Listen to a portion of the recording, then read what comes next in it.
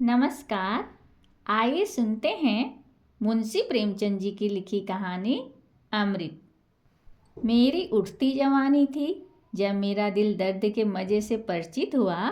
कुछ दिनों तक शायरी का अभ्यास करता रहा और धीरे धीरे इस शौक ने तल्लीनता का रूप ले लिया।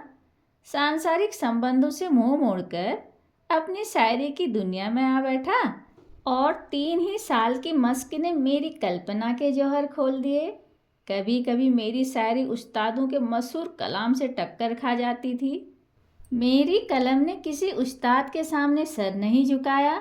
मेरी कल्पना एक अपने आप बढ़ने वाले पौधे की तरह छंद और पिंगल की कैदों से आज़ाद बढ़ती रही थी और ऐसे कलाम का ढंग निराला था। मैंने अपनी शायरी को फारस से बाहर निकालकर यूरोप तक पहुंचा दिया। यह मेरा अपना रंग था। इस मैदान में न मेरा कोई प्रतिद्वंदी था न बराबरी करने वाला। बावजूद इस शायरों जैसी तल्लीनता के मुझे मुशायरों की वाह वाह और सुभान अल्लाह से नफरत थी। हाँ, काव्य रसिकों से बिना अपना नाम बताए हुए अक्सर अपनी शायरी की अच्छाइयों और बुराइयों पर बहस किया करता। तो मुझे शायरी का दावा न था, मगर धीरे धीरे मेरी शोहरत होने लगी और जब मेरी मसनवी दुनियाए हुस्न प्रकाशित हुई तो साहित्य की दुनिया में हलचल सी मच गई। पुराने शायरों ने काव्य मर्मज्ञों की प्रशंसा कृपणता में पोथे के पोथे रंग दिए हैं, मगर मेरा अनुभव इसके बिल्कुल विपरीत तथा मुझे कभी कभी यह ख्याल सताया करता था कि मेरे कद्रदानों की यह उदारता दूसरे कवियों की लेखनी की दरिद्रता का प्रमाण है। यह ख्याल हौसला तोड़ने वाला था। बहरहाल जो कुछ हुआ, दुनियाए हुस्न ने मुझे शायरी का बादशाह बना दिया। मेरा नाम हर एक जबान पर था, मेरी चर्चा हर एक अखबार में थी। शोहरत अपने साथ साथ दौलत भी लाई। मुझे दिन रात शेर व शायरी के अलावा और कोई काम न था। अक्सर बैठे बैठे रातें गुजर जाती और जब कोई चुपता हुआ शेर कलम से निकल जाता तो मैं खुशी के मारे उछल पड़ता। मैं अब तक शादी ब्याह के कैदों से आज़ाद था, या यूं कहिए कि मैं उनके उन मज़ों से अपरिचित था जिनमें रंज की तलखी भी है और खुशी की नमकीनी भी। अक्सर पश्चिमी साहित्यकारों की तरह मेरा भी ख्याल था कि साहित्य के उन्माद और सौंदर्य के उन्माद में पुराना वैर है। मुझे अपनी जबान से कहते हुए शर्मिंदा होना पड़ता है कि मुझे अपनी तबीयत पर भरोसा न था। जब कभी मेरी आंखों में कोई मोहनी सूरत घूम जाती तो मेरे दिल दिमाग पर एक पागलपन सा छा जाता। हफ्तों तक अपने को भूला हुआ सा रहता। लिखने की तरफ तबीयत किसी तरह न झुकती। ऐसे कमज़ोर दिल में सिर्फ एक इश्क की जगह थी। इसी डर से मैं अपनी रंगीन तबीयत के खिलाफ आचरण शुद्ध रखने पर मजबूर था। कमल की एक पंखुड़ी, श्यामा के एक गीत, लहलाते हुए एक मैदान में मेरे लिए जादू का सा आकर्षण था। मगर किसी औरत के दिल फरेब हुस्न को मैं चित्रकार या मूर्तिकार की बेलौस आंखों से नहीं देख सकता था। सुंदर स्त्री मेरे लिए एक रंगीन कातिल नागिन थी जिसे देखकर आंखें खुश होती हैं मगर दिल डर से सिमट जाता है। खैर, दुनियाए हुस्न को प्रकाशित हुए 2 साल गुजर चुके थे। मेरी ख्याति बरसात की उमड़ी हुई नदी की तरह बढ़ती चली जाती थी। ऐसा मालूम होता था जैसे मैंने साहित्य की दुनिया पर कोई वशीकरण कर दिया है। इसी दौरान मैंने फुटकर शेर तो बहुत कहे, मगर दावतों और अभिनंदन पत्रों की भीड़ ने मार्मिक भावों को उभरने न दिया। प्रदर्शन और ख्याति एक राजनीतिज्ञ के लिए कौड़े का काम दे सकते हैं, मगर शायर की तबीयत अकेले शांति से एक कोने में बैठकर ही अपना जौहर दिखलाती है। चुनाचे में इस रोज बरोज बढ़ती हुई बेहुदा बातों से गला छुड़ाकर भागा और पहाड़ के एक कोने में जा छिपा। नए रंग ने वहीं जन्म लिया। नए रंग को शुरू करते हुए ही मुझे एक आश्चर्यजनक और दिल तोड़ने वाला अनुभव हुआ। ईश्वर जाने क्यों मेरे अक्ल और मेरे चिंतन पर पर्दा पड़ गया। घंटों तबीयत पर जोर डालता, मगर एक शेर भी ऐसा न निकलता कि दिल फड़क उठे। सूझते भी तो दरिद्र पिटे हुए विषय जिनसे मेरी आत्मा भागती थी। मैं अक्सर झुंझलाकर उठ बैठता, कागज़ फाड़ डालता और बड़ी बेदिली की हालत में सोचने लगता कि क्या मेरी काव्य शक्ति का अंत हो गया? क्या मैंने वह खजाना जो प्रकृति ने मुझे सारी उम्र के लिए दिया था इतनी जल्दी मिटा दिया?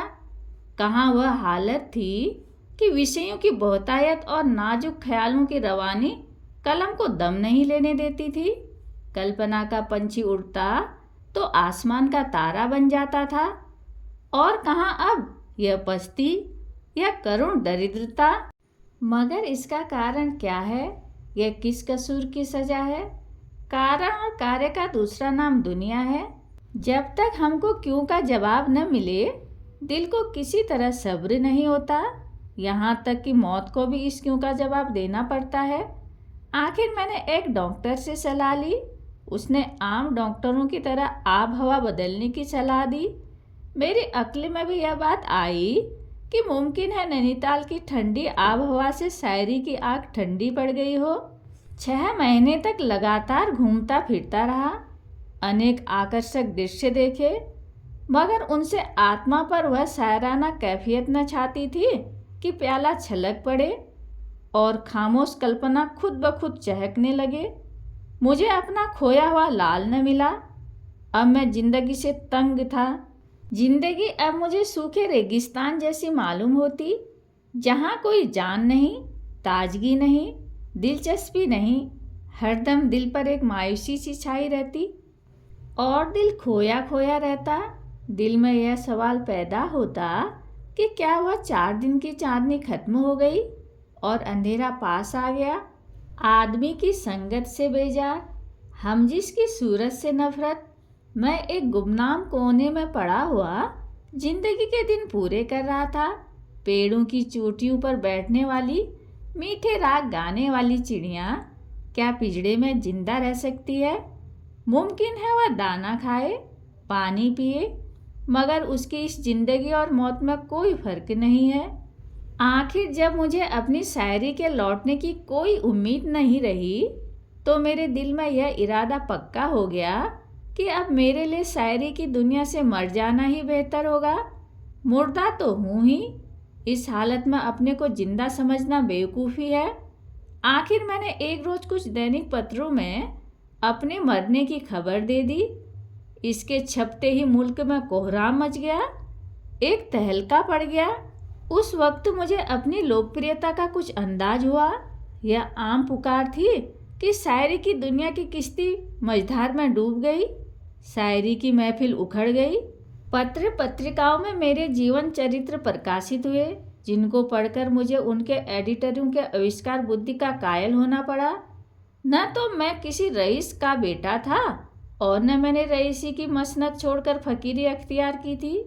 उनकी कल्पना वास्तविकता पर छा गई थी। मेरे मित्रों में एक साहब थे जिन्हें मुझसे आत्मीयता का दावा था। मुझे पीने पिलाने का प्रेमी बना दिया था।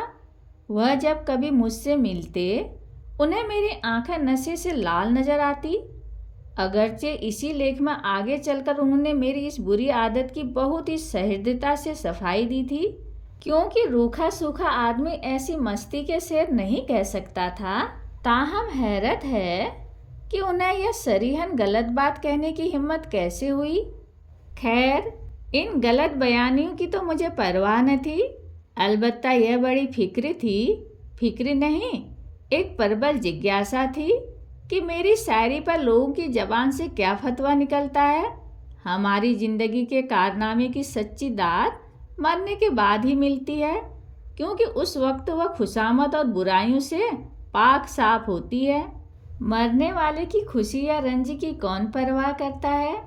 इसलिए मेरी कविता पर जितनी आलोचनाएं निकलती हैं, उनको मैंने बहुत ही ठंडे दिल से पढ़ना शुरू किया। मगर कविताओं को समझने वाली दृष्टि की व्यापकता और उसके मर्म को समझने वाली रुचि का चारों तरफ अकाल सा मालूम होता था। अधिकांश जौहरियों ने एक एक शेर को लेकर उनसे बहस की थी और उसमें शक नहीं कि वे पाठक की हैसियत से उस शेर के पहलुओं को खूब समझते थे, मगर आलोचकों का कहीं पता न था। नज़र की गहराई गायब थी। समग्र कविता पर निगाह डालने वाला कवि गहरे भावों तक पहुंचने वाला कोई आलोचक दिखाई न दिया। एक रोज मैं प्रेतों की दुनिया से निकलकर घूमता हुआ अजमेर की पब्लिक लाइब्रेरी में जा पहुंचा। दोपहर का वक्त था। मैंने मेज पर झुककर देखा कि कोई नई रचना हाथ आ जाए तो दिल बहलाऊं। यकायक मेरी नज़र एक सुंदर पत्र की तरफ गई जिसका नाम था कलाम अख्तर। जैसे भोला बच्चा खिलौने की तरफ लपकता है, उसी तरह झपट कर मैंने उस किताब को उठा लिया। उसकी लेखिका मिस आयशा आरिफ थी। दिलचस्पी और भी ज़्यादा हुई। मैं इत्मीनान से बैठकर उस किताब को पढ़ने लगा। एक ही पन्ना पढ़ने के बाद दिलचस्पी ने बेताबी की सूरत अख्तियार की। फिर तो मैं बेसुधी की दुनिया में चला गया। मेरे सामने गोया सूक्ष्म अर्थों की एक नदी लहरें मार रही थी। कल्पना की उठान, रुचि की स्वच्छता, भाषा की नमी, काव्य दृष्टि ऐसी थी कि हृदय धन्य धन्य हो उठता था। मैं एक पैराग्राफ पढ़ता, फिर विचार की ताजगी से प्रभावित होकर एक लंबी सांस लेता और तब सोचने लगता, इस किताब को सरसरी तौर पर पढ़ना असंभव था। यह औरत थी या सुरुचि की देवी। उसके इशारों से मेरा कलाम बहुत कम बचा था, मगर जहाँ उसने मुझे दाद दी थी वहाँ सच्चाई के मोती बरसा दिए थे। उसके ऐतराज़ों में हमदर्दी और प्रशंसा में भक्ति थी। शायर के कलाम को दोषों की दृष्टियों से नहीं देखना चाहिए। उसने क्या नहीं किया, यह ठीक कसौटी नहीं। बस यही जी चाहता था कि लेखिका के हाथ और कलम चूम लूं। सफ़ीर भोपाल के दफ्तर से एक पत्रिका प्रकाशित हुई थी।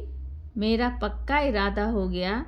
तीसरे दिन शाम के वक्त में मिस आयशा के खूबसूरत बंगले के सामने हरी हरी घास पर टहल रहा था। मैं नौकरानी के साथ एक कमरे में दाखिल हुआ। उसकी सजावट बहुत सादी थी। पहली चीज़ पर निगाह पड़ी वह मेरी तस्वीर थी जो दीवार पर लटक रही थी। सामने एक आईना रखा हुआ था। मैंने खुदा जाने क्यों उसमें अपनी सूरत देखी। मेरा चेहरा पीला और कुम्हलाया हुआ था, बाल उलझे हुए, कपड़ों पर गर्द की एक मोटी तह जमी हुई। परेशानी की जिंदा तस्वीर थी। उस वक्त मुझे अपनी बुरी शक्ल पर सख्त शर्मिंदगी हुई। मैं सुंदर न सही, मगर इस वक्त तो सचमुच चेहरे पर फटकार बरस रही थी। अपने लिबास के ठीक होने का यकीन हमें खुशी देता है।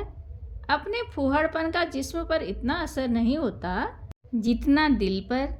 हम बुज़दिल और बेहौसला हो जाते हैं। मुझे मुश्किल से 5 मिनट ही गुजरे होंगे कि मिस आयशा तशरीफ़ लाई। सांवला रंग, चेहरा एक गंभीर घुलावट से चमक रहा था। बड़ी बड़ी नरगिसी आँखों से सदाचार की संस्कृति की रोशनी झलकती थी। कद मझोले से कुछ कम, अंग प्रत्यंग छरहरे सुथरे, ऐसे हल्की फुल्की कि जैसे प्रकृति ने उसे इस भौतिक संसार के लिए नहीं, किसी काल्पनिक संसार के लिए सिरजा है। कोई चित्रकार कला की उससे अच्छी तस्वीर नहीं खींच सकता था। मिस आयशा ने मेरी तरफ दबी निगाह से देखा, मगर देखते देखते उसकी गर्दन झुक गई और उसके गालों पर लाज की एक हल्की परछाई नाचती हुई मालूम हुई। जमीन से उठकर उसकी आंखें मेरी तस्वीर की तरफ गई और फिर सामने पर्दे की तरफ जा पहुंची। शायद उसकी आड़ में छिपना चाहती थी। मिस आयशा ने मेरी तरफ दबी निगाह से देखकर पूछा, आप स्वर्गीय अख्तर के दोस्तों में से हैं? मैंने सिर नीचा किए हुए जवाब दिया, मैं ही बदनसीब अख्तर हूँ। आयशा एक बेखुदी के आलम में कुर्सी पर से खड़ी हुई और मेरी तरफ हैरत से देखकर बोली, दुनियाई हुस्न के लिखने वाले? अंधविश्वास के सिवा और किसने इस दुनिया से चले जाने वाले को देखा है? आयशा ने मेरी तरफ कई बार शक से भरी निगाह से देखा। उसमें अब शर्म और हया की जगह हैरत समाई हुई थी। मेरे कब्र से निकलकर भागने का तो उसे यकीन आ ही नहीं सकता था। शायद वह मुझे ही दीवाना समझ रही थी। उसने दिल में फैसला किया कि यह आदमी मरहूम शायर का कोई करीबी अजीज है। शक्ल जिस तरह मिल रही थी वह दोनों के एक खानदान के होने का सबूत थी। मुमकिन है कि भाई हो, वह अचानक सदमे से पागल हो गया है। शायद उसने मेरी किताब देखी होगी और हाल पूछने के लिए चला आया। अचानक उसे ख्याल गुजरा कि किसी ने अखबारों को मेरे मरने की झूठी खबर दे दी है और मुझे उस खबर को काटने का मौका न मिला हो। इस ख्याल से उसकी उलझन दूर हुई। बोली, अखबारों में आपके बारे में एक निहायत मनहूस खबर छप गई थी। मैंने जवाब दिया, वह खबर सही थी। अगर पहले आयशा को मेरे दीवानेपन में कुछ था तो वह दूर हो गया। आखिर मैंने थोड़े लफ्जों में अपनी दास्तान सुनाई और जब उसको यकीन हो गया कि दुनियाए हुस्न का लिखने वाला अख्तर अपने इंसानी चोली में है तो उसके चेहरे पर खुशी की एक हल्की सुर्खी दिखाई दी और यह हल्का रंग बहुत जल्द खुददारी और रूप गर्व के सोख रंग से मिलकर कुछ का कुछ हो गया। गालिबन वह शर्मिंदा थी कि क्या उसने अपनी कदरदानी को हद से बाहर जाने दिया। कुछ देर की शर्मीली खामोशी के बाद उसने कहा, मुझे अफसोस है कि आपको ऐसी मनहूस खबर निकालने की ज़रूरत हुई। मैंने जोश में भरकर जवाब दिया, आपके कलम की ज़बान से दाद पाने की कोई सूरत न थी। इस तनकीद के लिए मैं ऐसी ऐसी कई मौतें मर सकता था। मेरे इस बेधड़क अंदाज ने आयशा की ज़बान को भी शिष्टाचार और संकोच की कैद से आज़ाद किया। मुस्कुराकर बोली, मुझे बनावट पसंद नहीं है। डॉक्टरों ने कुछ बतलाया नहीं। उसकी इस मुस्कुराहट ने मुझे दिल लगी करने पर आमादा किया। बोला, अब मसीहा के सिवा इस मर्ज का इलाज और किसी के हाथ नहीं हो सकता। आयशा इशारा समझ गई, हंसकर बोली, मसीहा चौथे आसमान पर रहते हैं। मेरी हिम्मत ने अब और कदम बढ़ाए। रूहों की दुनिया से चौथा आसमान बहुत दूर नहीं है। आयशा के खिले हुए चेहरे से संजीदगी और अजनबियत का हल्का रंग जुड़ गया। ताहम मेरे इस बेधड़क इशारों को हद से बढ़ते देखकर उसे मेरी जबान पर रोक लगाने के लिए किसी कदर खुददारी बरतनी पड़ी। जब मैं कोई घंटे भर के बाद उस कमरे से निकला तो बजाय उसके कि वह मेरी तरफ अपनी अंग्रेजी तहजीब से मुखातिब हाथ बढ़ाए, उसने चोरी चोरी मेरी तरफ देखा। फैला हुआ पानी जब सिमट कर किसी जगह से मिलता है तो उसका बहाव तेज और ताकत कई गुना ज़्यादा हो जाती है। आयशा के उन निगाहों में असमत की तासीर थी। उनमें दिल मुस्कुराता था और जज्बा नाचता था। उनमें मेरे लिए दावत का एक पुरजोर पैगाम भरा हुआ था। जब मैं मुस्लिम होटल में पहुंचकर इस वाक़यात पर गौर करने लगा तो मैं इस नतीजे पर पहुंचा कि गोया मैं ऊपर से देखने पर यहाँ अब तक अपरिचित था, लेकिन भीतरी तौर पर शायद मैं उनके दिल के कोने तक पहुंच चुका था। जब मैं खाना खाकर पलंग पर लेटा तो 2 दिन रात भर जागने के बावजूद नींद आंखों से कोसों दूर थी। जज्बात की कसमकस में नींद कहाँ। आयशा की सूरत, उसकी खातिरदारियाँ और उसकी वह छिपी छिपी निगाह दिल में एक सांसों का तूफान सा बरपा रही थी। उस आखिरी निगाह ने दिल में तमन्नाओं की रूम धूम मचा दी। वह आरजुएं जो बहुत अरसा हुआ मर मिटी थी फिर जाग उठी और आरजुओं के साथ कल्पना ने भी मुदी हुई आंखें खोल दी। दिल में जज्बात और कैफियत का एक बेचैन करने वाला जोश महसूस हुआ। यही आरजुएं, यही बेचैनियाँ और यही कोशिशें कल्पना के दीपक के लिए तेल हैं। जज्बात की हरारत ने कल्पना को गरमाया। मैं कलम लेकर बैठ गया और ऐसी नज्म लिखी जिसे मैं अपनी सबसे शानदार दौलत समझता हूँ। मैं एक होटल में रह रहा था, मगर किसी न किसी होले से दिन में कम से कम एक बार जरूर उसके दर्शन का आनंद उठाता। पर आयशा ने कभी मेरे यहाँ तक आने की तकलीफ नहीं की। तो भी मुझे यह यकीन करने के लिए शहादतों की ज़रूरत न थी कि वहाँ किस कदर सरगर्मी से मेरा इंतज़ार किया जाता था। मेरे कदमों के पहचाने हुए आहटें पाते ही उसका चेहरा कैसे कमल की तरह खिल जाता था और आंखों से कामना की किरणें निकलने लगती थी। 6 महीने गुजर गए। इस ज़माने को मेरी ज़िंदगी की बाहर समझना चाहिए। मुझे वह दिन भी याद है जब मैं आरजुओं और हसरतों के गम से आज़ाद था। मगर दरिया की शांतिपूर्ण रवानी में थिरकती हुई लहरों की बहार कहाँ।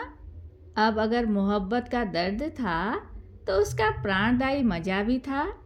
अगर आरजुओं की घुलावट थी तो उनकी उमंग भी थी।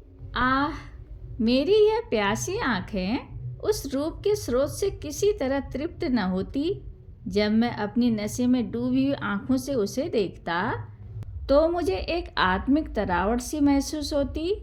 मैं उसके दीदार के नशे से बेसुध सा हो जाता और मेरी रचना शक्ति का तो कुछ हद हिसाब न था। ऐसा मालूम होता था कि जैसे दिल में मीठे भावों का सोता खुल गया था। अपनी कवित्व शक्ति पर खुद अचंभा होता था। कलम हाथ में ली और रचना का सोता सा बह निकला। नए रंग में ऊंची कल्पनाएं न हो, बड़ी गूढ़ बातें न हो, मगर उसका एक एक शेर परवाह और रस गर्मी और घुलावट की दाद दे रहा था। यह उस दीपक का वरदान है जो अब तक मेरे दिल में जल रहा था और रोशनी दे रहा था। यह उस फूल की महक थी जो मेरे दिल में खिल उठा था। मोहब्बत रूह की खुराक है, यह अमृत की बूंद है जो मरे हुए भावों को जिंदा कर देती है। मोहब्बत आत्मिक वरदान है, यह जिंदगी की सबसे पाक, सबसे ऊंची मुबारक बरकत है। यही अक्सीर थी जिसके अनजाने ही मुझे तलाश थी। वह रात कभी नहीं भूलेगी जब आयशा दुल्हन बनी हुई मेरे घर में आई। नैरंग उसकी मुबारक जिंदगी की यादगार है। दुनियाए हुस्न एक कली था, नैरंग खिला हुआ फूल है। और उस कली को खिलाने वाली कौन सी चीज़ है? वही जिसकी मुझे अनजाने ही तलाश थी और जिसे मैं अब पा गया था। कहानी सुनने के लिए धन्यवाद।